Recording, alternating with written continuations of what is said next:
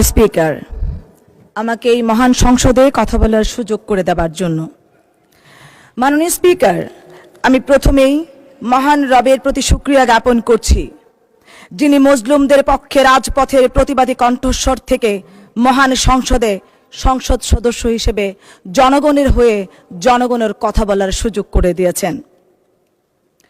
আমি আজ শ্রদ্ধার সাথে স্মরণ করছি বাংলাদেশ জাতীয়তাবাদী দলের প্রতিষ্ঠাতা, বহুদলীয় গণতন্ত্রের প্রবক্তা, বাংলার রাখাল রাজা, মহান স্বাধীনতার ঘোষক শহীদ রাষ্ট্রপতি জিয়াউর রহমান বীর উত্তমের প্রতি, এবং ৭১-এর মুক্তিযুদ্ধে যারা আত্মত্যাগ করেছেন, যারা যুদ্ধে অংশগ্রহণ করেছেন, সকল বীর এবং বীরাঙ্গনাদের প্রতি। আমি আরও শ্রদ্ধার সাথে স্মরণ করছি সেই মহিয়সী মমতাময়ী মায়ের প্রতি, যিনি বাংলাদেশের সকল ক্রান্তি লগ্নে নিজেকে দেশের জন্য উৎসর্গ করেছেন। ৯০-এর স্বৈরাচার বিরোধী আন্দোলন সহ গণতন্ত্র পুনরুদ্ধারের যুদ্ধে যিনি বারবার নির্যাতিত হয়েছেন, কারাবরণ করেছেন, যিনি দেশের জনগণের স্বার্থ রক্ষায় ছিলেন অবিচল, যিনি কোনো অন্যায়ের সাথে আপোষ করেননি। তিনি বাংলাদেশের তিনবারের প্রধানমন্ত্রী, বাংলাদেশের প্রথম প্রধান নারী প্রধানমন্ত্রী দেশনেত্রী বেগম খালেদা জিয়া। আমি শহীদ প্রেসিডেন্ট জিয়াউর রহমান এবং দেশনেত্রী বেগম খালেদা জিয়ার আত্মার মাগফিরাত কামনা করছি। সেই সাথে আমি ধন্যবাদ এবং কৃতজ্ঞতা জানাই বাংলাদেশ জাতীয়তাবাদী দলের চেয়ারম্যান, গণপ্রজাতন্ত্রী বাংলাদেশ সরকারের মাননীয় প্রধানমন্ত্রী জনাব তারেক রহমানের প্রতি, যার বলিষ্ঠ নেতৃত্ব শিখিয়েছে স্বৈরাচারের রক্তচক্ষুকে উপেক্ষা করে স্বৈরাচারের চোখে চোখ রেখে কিভাবে অন্যায়ের প্রতিবাদ করতে হয়, যার প্রতিবাদী স্লোগান সকল ভয় কাটিয়ে মুক্তির পথ দেখায়। যদি তুমি ভয় পাও তবে তুমি শেষ, যদি তুমি রুখে দাঁড়াও তবে তুমি বাংলাদেশ। যে স্লোগান জুলাই গণ অভ্যুত্থানে সকল প্রতিবাদী কণ্ঠস্বরকে এক প্ল্যাটফর্মে দাঁড়িয়ে ফ্যাসিবাদের পতনের মাধ্যমে নতুন বাংলাদেশের সূচনা করে। আমি সেই সাথে শ্রদ্ধার সাথে স্মরণ করছি বিগত ১৭ বছর আন্দোলন সংগ্রামে গুম হওয়া নেতা এম ইলিয়াস আলী ভাই, চৌধুরী আলম, ছাত্রনেতা নুরু, বাপ্পি, জনি সহ জুলাই গণ অভ্যুত্থানে যারা শহীদ হয়েছেন, মীর মুগ্ধ, আবু সাইদ, শহীদ ওয়াসিম সহ সকল বীর যোদ্ধাদের। আমি সেই সাথে এই আন্দোলনে যারা নেতৃত্ব দিয়েছেন, যারা পাশে থেকেছেন, যারা সকল পর্যায়ে এই গণ অভ্যুত্থানে সফলতা এনে দিয়েছেন, সবার প্রতি কৃতজ্ঞতা জ্ঞাপন করছি। একই সাথে আমি বাংলাদেশের আপামার জনগণ, যারা রাজনীতি বোঝে না, যারা শুধু বোঝে বাংলাদেশের ভূখণ্ড ভালো থাকবে, বাংলাদেশের স্বাধীনতা, বাংলাদেশের গণতন্ত্র রক্ষায় তারা সবার আগে কোনো কিছু না বুঝে ঝাঁপিয়ে পড়েছে।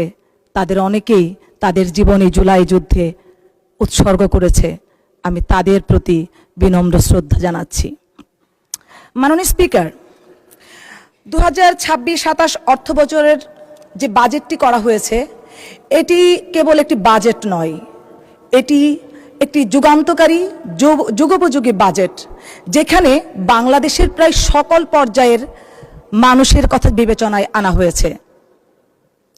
সমাজের নারী, প্রবীণ, তরুণ কিংবা প্রান্তিক পর্যায়ের মানুষের কথা বিবেচনায় আনা হয়েছে।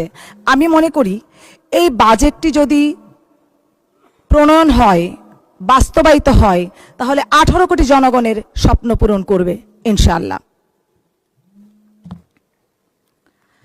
2026-27 অর্থ বছরে মোট বাজেট প্রস্তাব করা হয়েছে 9,38,000 কোটি টাকা, যা মার্কিন ডলারে প্রায় 77 বিলিয়ন। আগামী অর্থ বছরে লক্ষ্যমাত্রা ধরা হয়েছে 6.5%, যা চলতি বছরে 4.14%। আমি আবারও বলছি, যা চলতি বছরে 4.14%। মুদ্রাস্ফীতি চলতি বছরে মে মাস পর্যন্ত 9.42%, যা বর্তমান সরকার টার্গেট নিয়েছেন, অর্থাৎ বাজেট প্রস্তাবিত হয়েছে 7.5% কমিয়ে আনার। এছাড়া রাজস্ব আহরণের টার্গেট ধরা হয়েছে প্রায় 7 লক্ষ কোটি টাকা। মাননীয় স্পিকার, বর্তমান সরকার শিক্ষা ও মানব সম্পদ উন্নয়নে বরাদ্দ ধরেছেন 1,36,604 কোটি টাকা, যা মোট জিডিপির 2%। গত অর্থ বছরে সেটি ছিল 87,206 কোটি টাকা, যা জিডিপির 1.39%। এবং বিএনপি সরকার নির্বাচনী ইশতেহার অনুযায়ী আগামী 5 বছরে তা 5 থেকে 6% উন্নীত করা হবে বলে আশা করছি। মাননীয় স্পিকার, বাংলাদেশে নারী শিক্ষার উন্নয়নে দেশনেত্রী বেগম খালেদা জিয়ার অবদান অবিস্মরণীয়। তার শাসনামলে প্রথমবারের মতো মেয়েদের জন্য অবৈতনিক শিক্ষা ও উপবৃত্তির মতো যুগান্তকারী উদ্যোগ গ্রহণ। ধন্যবাদ মাননীয় স্পিকার।